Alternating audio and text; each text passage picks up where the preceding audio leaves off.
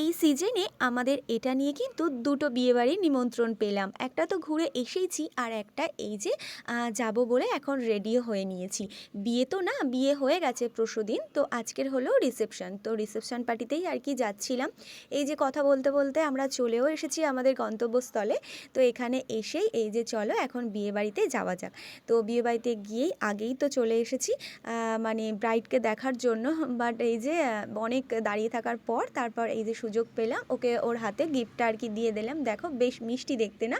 তো যাই হোক, তারপর একটু ফটো তুললাম।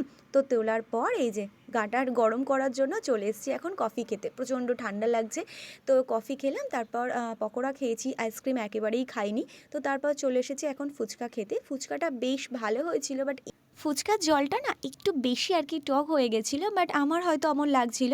তো যাই হোক, মোটামুটি বেশ ভালোই হয়েছিল। তারপর এই যে দুজনকে দেখিয়ে দিলাম, এই যে দাদা ভাই আর দাদা ভাইয়ের ওয়াইফ।